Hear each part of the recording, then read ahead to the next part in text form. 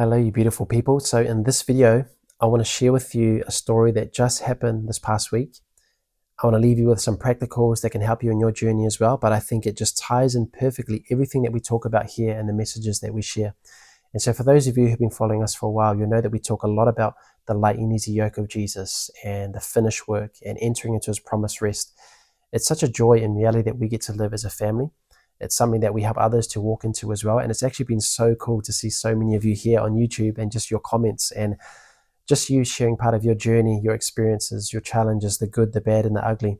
The thing that I think I love the most is just the way that you're also helping one another. It's such a beautiful thing to see. So thank you for adding part of your journey and story, by the way, because I learn a lot from this too. I'm not anybody's God or guru. I like to see this rather as like a table, and we're all just sitting at a table and we're all just helping one another. And I learn a lot from you guys as well. So thank you for adding part of your story and your journey. But I thought that this story just is a perfect encapsulating of everything that we talk about as well. And so we share a lot about the light and easy yoke, and part of that process of shifting out of the hard and heavy yoke of religion and performance Christianity into the light and easy yoke of Jesus, it can be very uncomfortable. And it can be uncomfortable not just because of the inner change that you've got to go through or just the inner battles that you go through, but also because of the external battles that come from those who might still be bound in religion or performance Christianity. And when you hear me use those two terms, by the way, you'll hear me use them interchangeably, religion and performance Christianity. And the reason for that is because many times when I use the term religion, the default automatic reaction of most Christians is just to shut it down and say, oh, that doesn't apply to me. I'm about relationship, not religion, so it doesn't apply to me. And yet many times they might be bound under religion. And so by using the term performance Christianity, I found that it often causes people to ask, well, what's that? What do you mean by performance Christianity?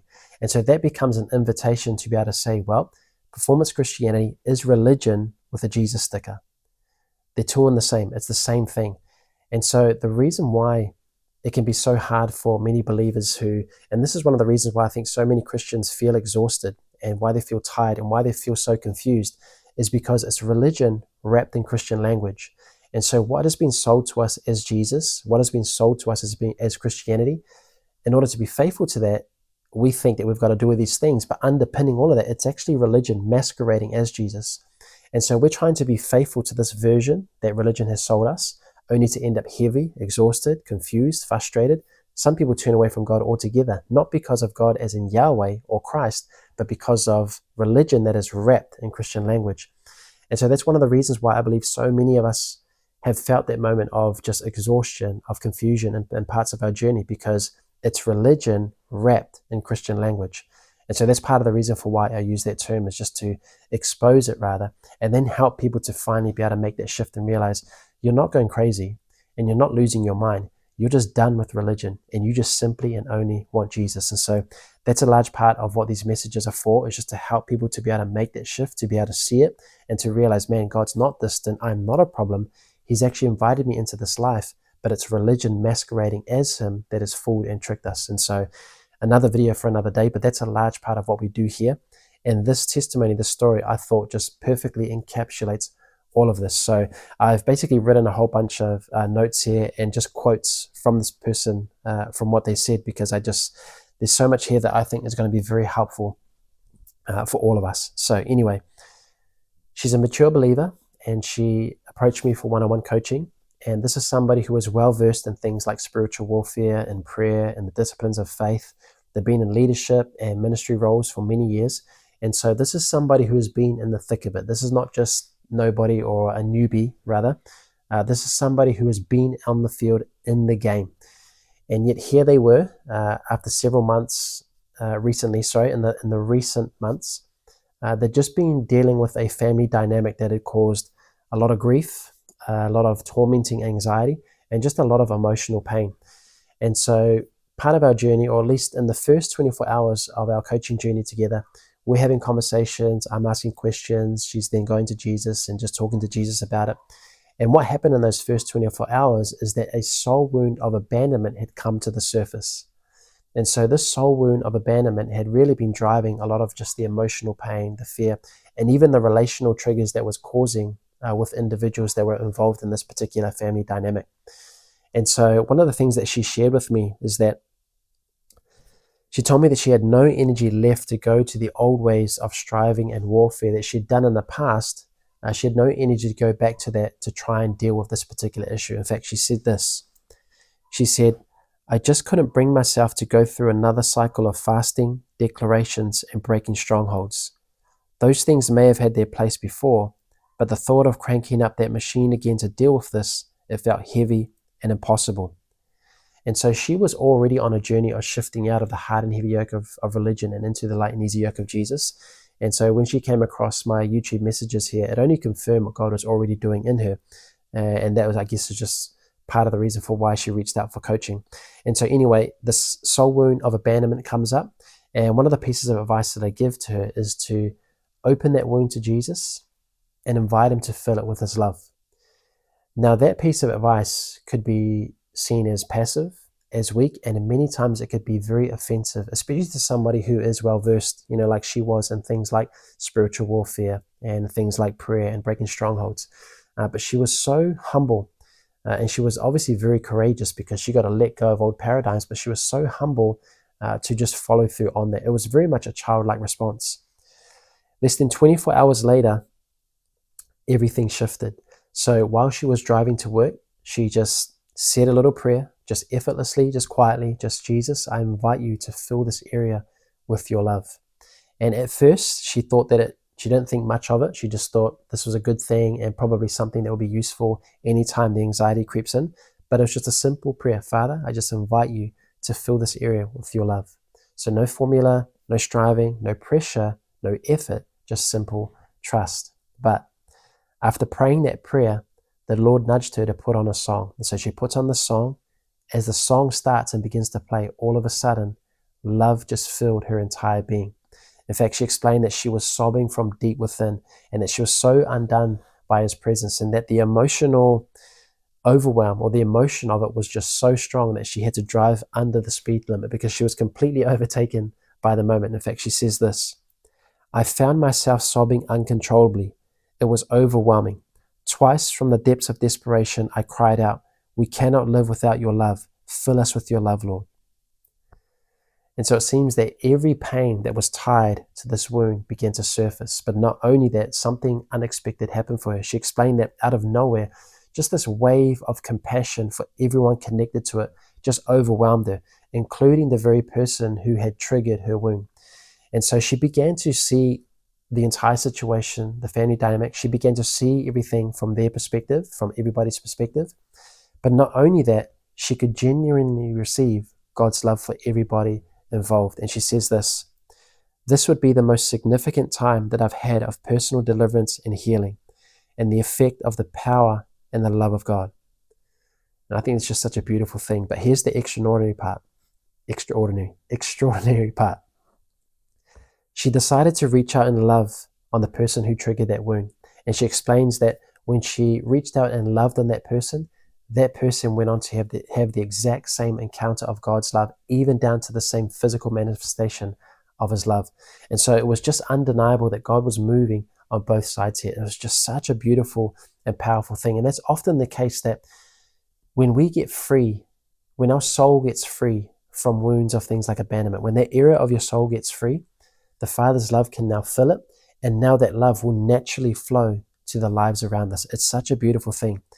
But then a hidden thread came full circle. So that night, she goes to her husband and she shares with her husband everything that happened that day. So a simple prayer, boom, encounter in a car, overwhelmed with love, has compassion for everyone, reaches out to the person who was the cause for the trigger. That same person has an encounter with his love, and there is so much goodness going on. But anyway, she's explaining this to her husband, and while she's explaining, her husband has a flashback to 30 years ago when she had a counseling session. And he was there supporting her in that counseling session. And in that counseling session, he reminded her that abandonment had surfaced even back then. But she had completely forgotten about it. And yet here they are, decades later, watching Jesus heal the very wound that had been hidden for so long. And that's one of the beautiful things I love about Jesus, is that we may forget, but he never forgets. And he's always pursuing us. He's leaving the 99 to pursue the one, so to speak. His goodness is always pursuing us to bring us into wholeness. And so by the next day, less than 3 days into our coaching journey, she woke up with the same lightness. She had the same overwhelming love for everyone involved, so much so that she was now communicating that love to them in ways that she had never done before. It's such a beautiful thing.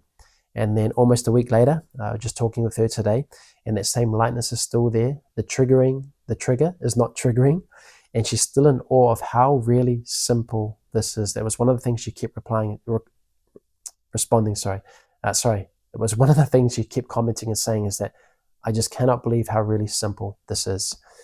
What I also want to say here is that this breakthrough didn't come from myself. It didn't come from any minister laying hands on her. It came directly from Jesus in her everyday life, even in the middle of her car. In fact, she says this, I've never experienced anything like this, where God has done it personally in my life with no effort. With no effort, she repeats. And that's the heart and the desire behind everything that we do in all these videos. And it's a heart and desire to help people to walk intimately and to encounter Jesus directly for themselves. Now, that's not taking away from community or teachers or ironing, sharpening iron. Don't mishear what I'm saying. It is simply shifting the weight off of man or the expectation of man and putting it back on Jesus, who is always with us anyway. And that's just part of the heart and desire here, is that we would learn to walk with him intimately and directly. You know, one of the biggest pushbacks that I get when I share about the light and easy yoke of Jesus is that many people call it weak, or they call it passive, or they call it apathetic. And many times I've been accused of just leading people astray because they should be doing more of the warfare stuff. And I'm not against that. It's not either or. But many times we get accused of it being weak and passive. And yet here, well, one of the reasons for that, if I can say this firstly, is that when you have been discipled by religion and fear and pressure in the name of faithfulness and obedience, then everything outside of that sounds suspicious. It comes across as a threat and it seems like compromise. And so I understand, I can see why the pushback is there. When you've been trained by religion and fear for so long, when you have something like peace or rest come along, it can sound like compromise. It can sound like a threat, and they get suspicious of it. So I get it. But in reality, what happened in this individual's life shows the complete opposite. Jesus' yoke is not weak at all.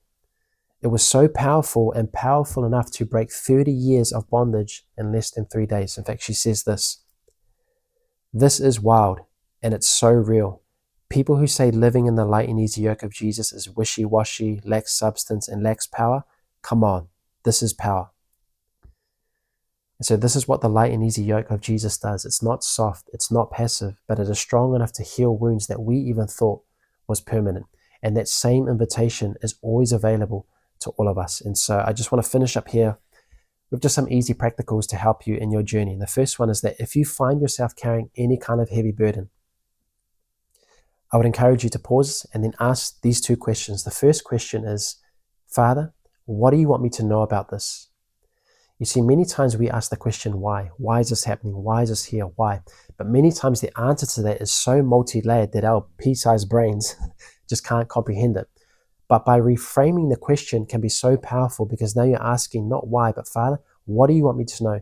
And in that moment, he can cut through all the noise. He can tell you what he wants you to know. He can tell you all he wants you to know in that moment.